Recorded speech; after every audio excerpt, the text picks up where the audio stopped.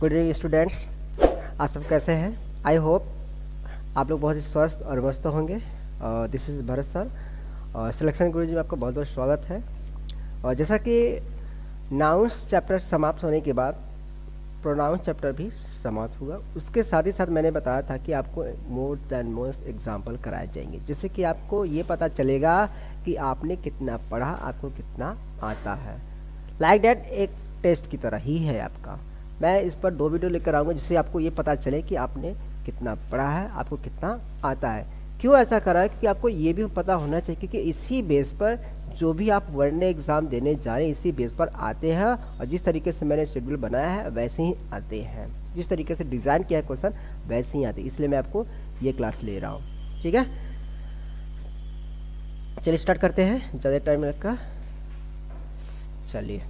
और उसके साथ ही साथ यहाँ पे देखिए आपकी क्लासेस सुबह 6 बजे सतीश सर लेकर आते हैं, और उसके बाद 7 बजे आपका रीजनिंग चलता है जो कि योगेश सर लेकर आते हैं। फिर उसके बाद 8 बजे सुबह मैथमेटिक्स जो कि दीपक सर लेकर आते हैं। फिर उसके बाद 9 बजे सुबह आपका हिंदी के क्लासेस चलते हैं जो कि स्पेशल जीडी के लिए चलाए गए हैं। यह केवल जीडी की नहीं, बाकी जो भी अब वनडे एग्जाम उन सभी के लिए आपका रन हो रहा है, तो आप इसका बेनिफिट ले सकते हैं। उसके बाद 7 बजे शाम को आते हैं इंग्लिश चैप्टर वाइज, हम खुद लेकर आते हैं। उसके बाद मैथमेटिक्स चैप्टर वाइज 8 बजे शाम को जल्द से जल्द ये भी स्टार्ट होगा, ठीक है। चलिए स्टार्ट करते हैं।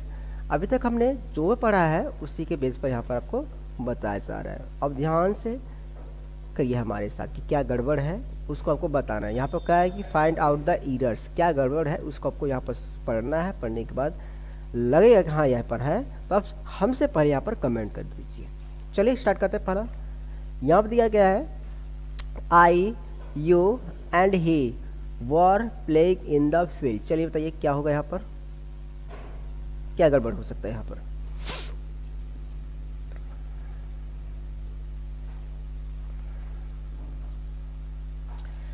मैंने एक चीज आपको बताया था, जब भी इस तरीके से आए मतलब कि फर्स्ट सेकेंड और थर्ड पर्सन एक साथ आए तो उसको कैसे अरेंज करना है आपको, ठीक है। कैसे अरेंज करना है, सीधी सी बात है, उसको आपको 123 के अकॉर्डिंग काम करना पड़ेगा।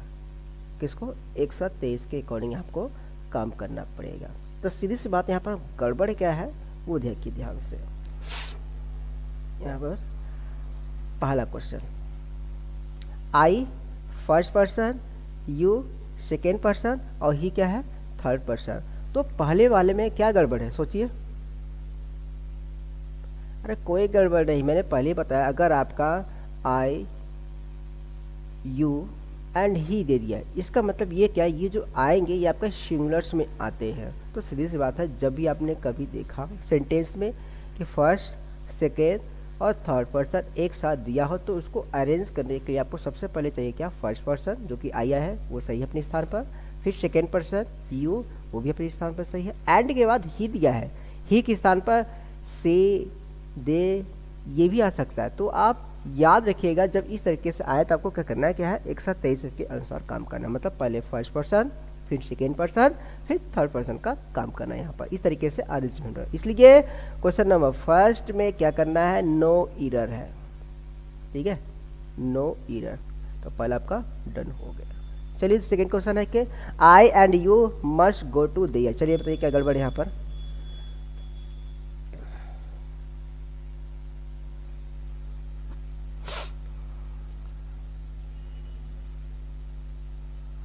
सीधी सी बात है, जब कभी इस तरीके से वाक्य है मतलब यू के साथ कोई भी, फिर सुन लीजिए, यू के साथ कोई भी प्रोनाउन आए तो करना क्या है इसमें प्रभु, आपको यू को सबसे पहले लिख देना है। इसलिए यहाँ पर आपका गड़बड़ क्या है, बस यही जगह, ठीक है। तो क्या करेगा इसका answer, you and I must go to there. इस तरीके से इसका आंसर हो गया आपका, ओके। फिर सुन लीजिए दूसरे का आंसर, जब भी आप देखिए 2 पर्सन एक साथ हो जिसमें कि एक आपका यू हो, यू पहले भी आ सकता है, ये नहीं जरूरी कि आपको बाद में आए, याद रखिएगा, यू पहले भी आ सकता है और बाद में हो। दो पर्सन दिया हो जिसमें कि आपका एक अगर यू है तो उसके साथ कोई भी पर्सन आया हो, कोई प्रोनाउन आया, तो ऐसे केस में यू को सबसे पहले लिखेंगे, मतलब अरेंज करते समय, तभी आपका राइट होगा। तो इसलिए इसका आंसर हो जाएगा you and I must go to there होगा। ओके, तो दूसरा भी डन हो गया। थर्ड आपके दे, we and you must attend the class, ये भी आपको अरेंज करना है। बहुत ही अच्छा है, बहुत ही धाकड़, बहुत ही एकदम बोल सकते हैं कि लाजवाब क्वेश्चन ये भी है। और ये भी आपका अरेंजमेंट से ही है प्रोनाउंस के, क्योंकि जस्ट आपका क्लास खत्म हुआ है प्रोनाउंस, और उसी से मैं प्रैक्टिस करा रहा हूँ कि जिससे आपको समझ में हाँ सर इस तरीके से क्वेश्चन आते भी है। ओके, तीसरा बताइए क्या गड़बड़ है।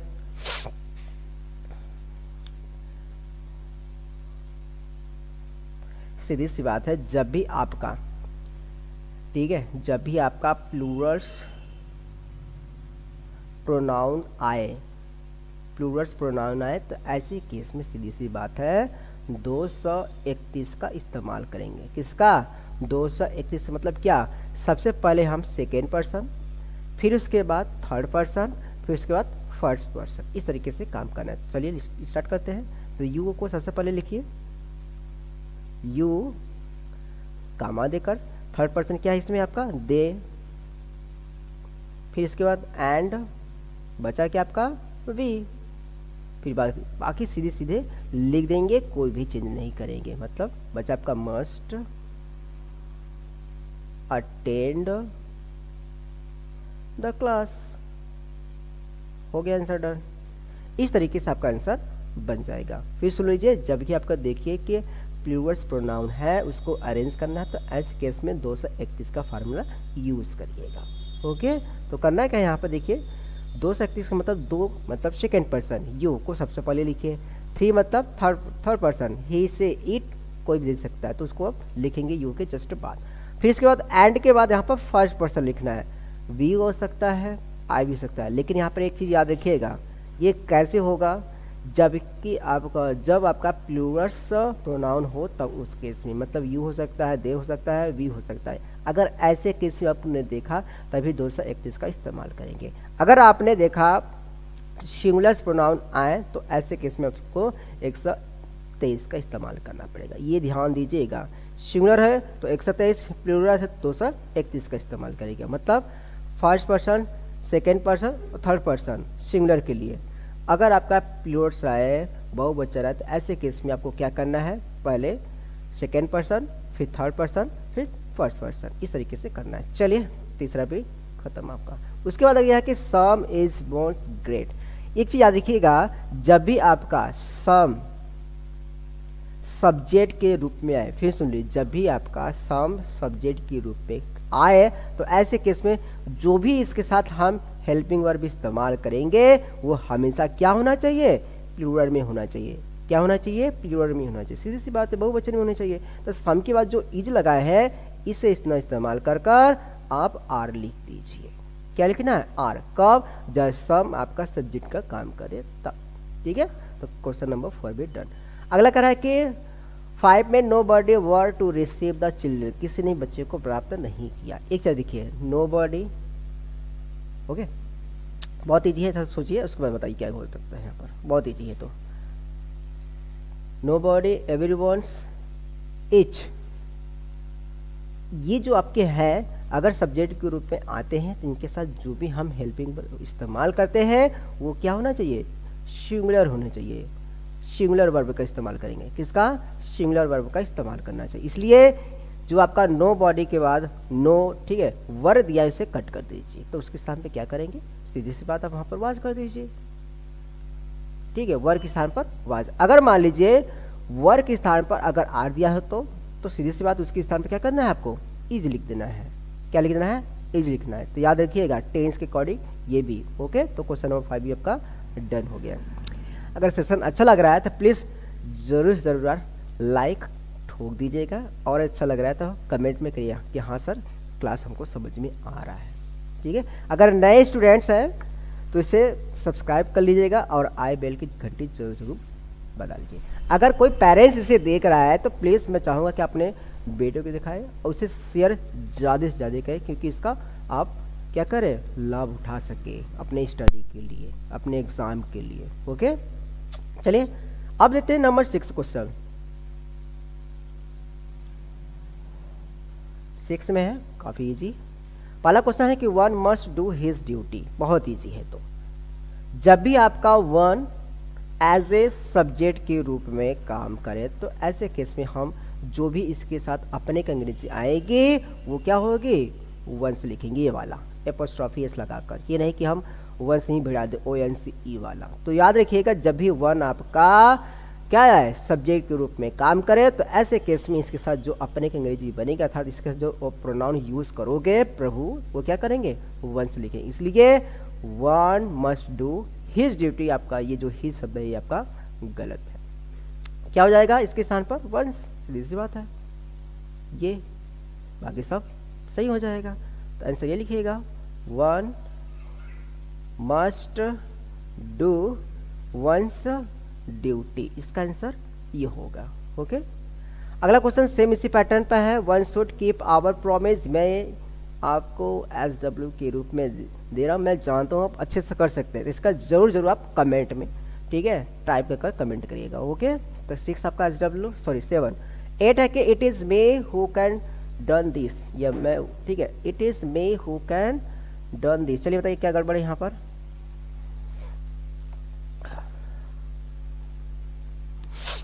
एक चीज याद रखिएगा, जब भी आपका हु शब्द बीच में आता है तो इसे हम रिलेटिव प्रोनाउन बोलते हैं। क्या बोलते हैं, रिलेटिव प्रोनाउन। यही अगर पहले आ जाता है तो उसे हम क्या बोलते हैं, इंट्रोगेटिव प्रोनाउन होता है। लेकिन यहाँ पर जो हु शब्द यहाँ पर देखो दिया है आपका, it is may who can done this, तो ये आपका क्या दिया है, बीच में दिया है, तो रिलेट कर रहा है दो सेंटेंसेस को। तो याद रखिएगा जब ऐसे केस में आए तो रिलेट करने की बात करें। इसके बाद जस्ट हु के पहले जो भी आपका यहाँ पर प्रोनाउंस आएगा तो याद रखिए वो हमेशा सब्जेक्टिव फॉर्म में होना चाहिए। कौन से फॉर्म में, सब्जेक्टिव फॉर्म में आना चाहिए। तो यहाँ पर जो मी शब्द यही गड़बड़ है, मी को स्थान पर कर दीजिएगा आई, तो हो जाएगा इसका answer 8 is I who can done this, इस तरीके से होगा answer. Okay, it is I who can done this. याद रखिएगा अगर हु आपका अगर बीच में आता है सेंटेंस के तो वो आपका रिलेटिव प्रोनाउन का काम करता है एज ए, तो उसके पहले जो भी प्रोनाउन आएगा वो हमेशा सब्जेक्टिव का ही फॉर्म लेकर आएगा, मतलब सब्जेक्टिव का ही रूप का काम करेंगे वहाँ पर। तो इसलिए जैसे मी हो गया, हिम हो गया, हर हो गया, ये सब क्या है, ऑब्जेक्टिव है, इनका सब्जेक्टिव क्या हो जाएगा, ये लिखिए, मे का आई, हिम का ही, हर का शी, अस का वी, इस तरीके से होता है। तो ये आपका ऑब्जेक्टिव है, लेकिन हमें क्या इस्तेमाल करना है, सब्जेक्टिव का इस्तेमाल करना है। तो सीधी सी बात है, तो आपको क्या करना है यहाँ पर, मी की जगह पर आई। तो सेम इसी तरीके से आपका 9 भी क्वेश्चन दिया है, it is her who has done this work, बहुत इजी है। तो यहाँ पर हम क्या करेंगे, हर का क्या हो जाएगा, यहाँ पर लिखे देखो सी, तो यहाँ पर लिख दो सी। ओके, कितना इजी था ना, बहुत इजी है। लास्ट क्वेश्चन है आपका यहाँ पर आज का, my self did this work, बहुत इजी है। तो चलिए क्या हो जाएगा बताइए, इसे हम बोलते हैं रिफ्लेक्सिव प्रोनाउंस। क्या बोलते हैं, रिफ्लेक्सिव प्रोनाउंस कहते हैं। तो ऐसे केस में हमें सीधी सी बात, इसके साथ जो भी, फिर सुन लीजिए, इसके साथ जो भी सब्जेक्ट लिखना है, तो यहाँ हम जो आपका दिया है रिफ्लेक्सिव प्रोनाउंस, आपको जो दिया गया है इसका आपका प्रोनाउंस क्या लिख सकते हैं इसके साथ, तो सीधी सी बात इसके साथ क्या लिख सकते हैं, आई, डेट। उसके बाद क्या हो जाएगा आपका, सीधी सी बात जो बच्चा सीधे लिखते हैं ना, माई सेल्फ दिस वर्क, ये आपका आंसर होगा। क्यों, कैसे होगा, देखिए ध्यान से क्या, जब भी आपका एज ए रिफ्लेक्सिव प्रोनाउन के रूप में आए तो आपको क्या करना है, जो भी आपका माई सेल्फ है तो आपको क्या करना है, आई और डिड, मतलब क्या करना है, प्रोनाउन के साथ जो इसका वर्ब है उसको सबसे पहले लेकर आना है। फिर सुन लीजिए, जब भी आपका इस तरीके से आए रिफ्लेक्सिव प्रोनाउन, तो जो भी वर्ब है उसके जस्ट पहले माई दिया है तो हमने आई लिखना है, हर दिया है तो सी लिखना है, आवर देगा तो वी लिखना है, देम दिया है तो दे लिखना है। तो इस तरीके से आपको काम करना पड़ेगा वर्ब के साथ साथ। जैसे कि यहाँ पर देखो माई सेल्फ का डिड दिया है, तो डिड को पहले लेके आइए और उसके पहले इसका क्या बनेगा प्रोनाउन वो भी साथ में लिखना पड़ेगा। ठीक है, तो 9 भी डन और 10 भी डन हो गया। ठीक है, तो आज के लिए बस इतना ही था। क्योंकि मैं एक्सरसाइज कर रहा हूँ बहुत ही आराम से, जो कि आप मेरे साथ कर रहे हैं। आप ये कमेंट में करिए कि आप मुझसे पहले किए हैं, तो ज़रूर ज़रूर 10 में से आपने कितना किया कमेंट में करिए, सर मैंने 10 में से इतना किया। ठीक है ना। चलिए तो मिलते हैं नेक्स्ट क्लास में। फिर से मैं एक्सरसाइज कराऊंगा नेक्स्ट क्लास में, जिससे कि और अच्छे से आपका जो नॉलेज है इम्प्रूव हो सके। ठीक है, प्रोनाउन के लिए। चलिए तो मिलते हैं अगले क्लास में। बने रहिएगा भारत सर के साथ सिलेक्शन गुरुजी में, और अपने स्वास्थ्य का जरूर जरूर ख्याल रखिएगा। ओके, तो मिलते हैं अगले वीडियो में। टाटा, बाय बाय, जय हिंद, जय भारत।